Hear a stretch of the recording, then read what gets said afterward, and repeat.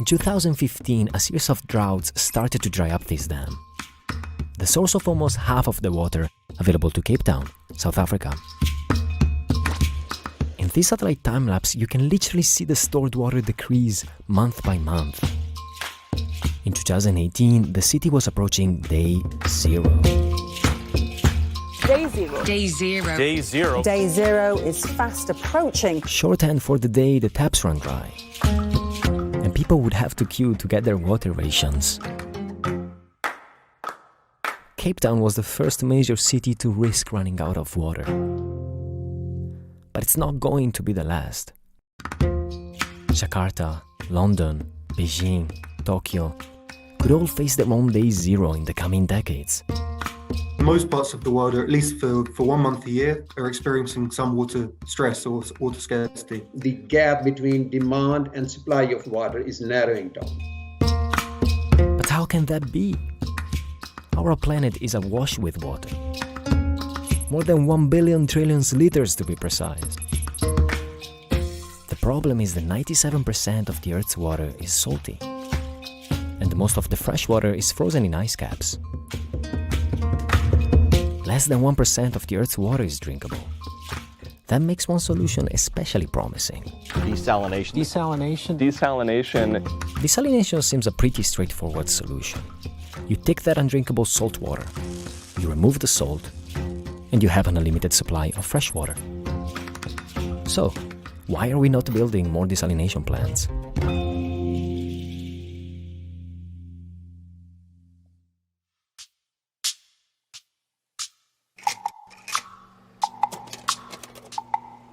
Desalination is a natural process that's been known for millennia. As already Aristotle noted, the sun dissolves ocean water into vapor, which then condenses again and falls back as rain. His compatriots took note. Greek sailors boiled seawater for long trips. Romans used clay filters to trap salt. These are still the two basic principles used today. Thermal desalination uses heat. Salt's boiling point is a lot higher than water. So if you boil salt water,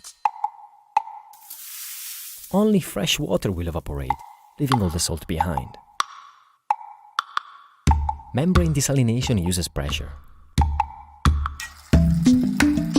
Salt water, here colored in red for clarity, is pressed through a membrane that is only partially permeable. Fresh water can pass through, here colored in blue, but the salt is trapped on the other side. The technology didn't improve much until the 19th century, when industrialization and population growth encouraged more research. Population growth is the main driver for increase in water scarcity. Manzoor Kadir is an environmental scientist with over 30 years' experience in water management. Say, for instance, Middle East and North Africa region. That region has a population of about 5% of the world population, but just has 1% of the global water resources. And soon another factor could make desalination even more crucial: global warming.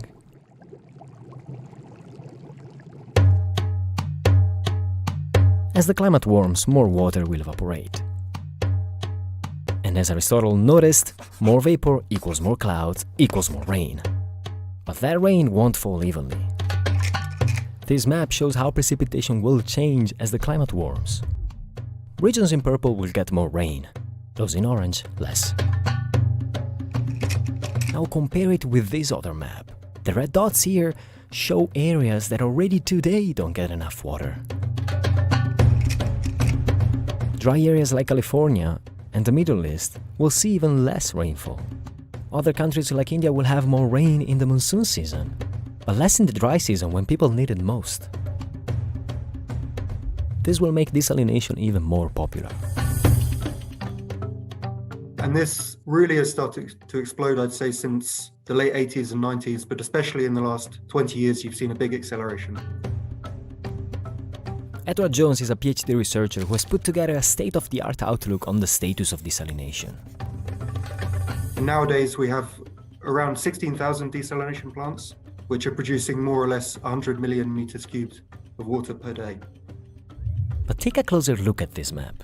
If you look at how much desalinated water we produce on this globe currently, 71% is produced in high-income countries.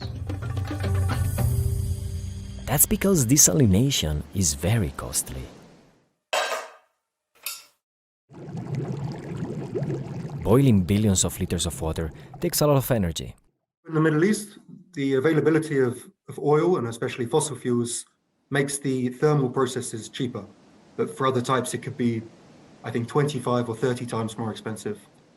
But that energy doesn't have to come from fossil fuels.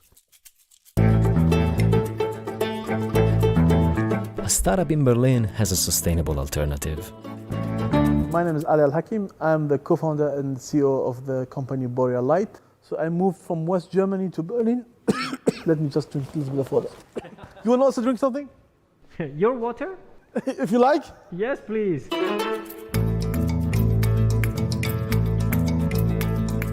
So the water comes basically from the borehole tank to the systems, and after that it's going through the booster pump. With 14 bar, the water is pushed to the membranes. It's clean, desalinated water with green energy. Green energy. That's the key to the company's success. You're looking at one of their plants in Kenya. These solar panels keep the cost of water low.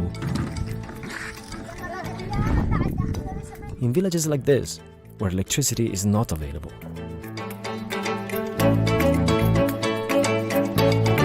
We get the water for free, we get the electricity from the solar and wind for free. So we can now produce 1,000 liters for 50 cents. This price is actually competitive to clean water from the river or from the borehole. But there's another problem. What do you do with this water?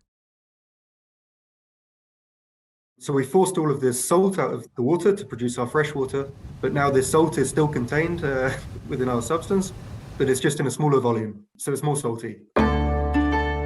This water is called brine. At the global level, we produce more brine than we produce desalinated water. You've got your pipe that's coming out of the desal plant. You're discharging hypersaline water here. And as it flows out, it will sink because it's more dense. The salinity and the temperature can also deplete the oxygen available. And this is what's causing actually the organisms more damage. Just a lack of oxygen, they're basically suffocating. Brine can also contain chemicals harmful to sea life. There needs to be a better plan for the industry of dealing with this brine. We're producing more waste with no plan. But what if this waste could become a resource? Tomato, seaweed, and certain fish can tolerate high salinity. Boreal Light uses brine to cultivate them in tubs like this. There's also the opportunity for salt recovery and for metal recovery. At the moment, the technologies are available for brine management, but those are on a very small scale. The challenge is that how we can transform those small-scale technologies into a large-scale operation. Desalination is not a magic formula. The process must become more efficient before low-income countries can afford it. Plants must convert from fossil fuels to renewable energies to limit emissions. And the whole industry needs to come up with a plan to deal with this brine. But plants like this are already a lifeline for many communities. It's very important to realize that desalination is here to stay. We really need to work towards solving the challenges of desalination. This is a gradual process. This will not again happen overnight. But I could see that there is a push. At the same time, there is a willingness also to harness the potential of desalinated water.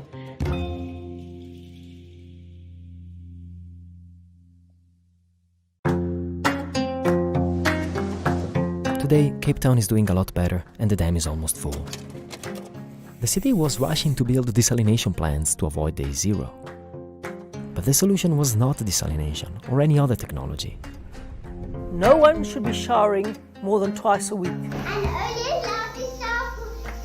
Turn the tap off.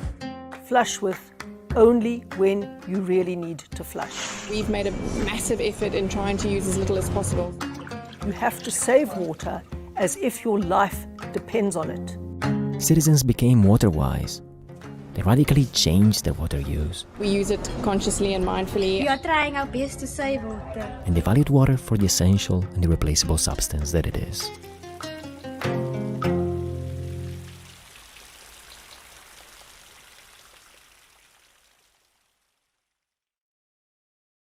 Fun fact, the amount of desalinated water that we produce every year is comparable to more or less half of the water that falls over the Niagara Falls every year.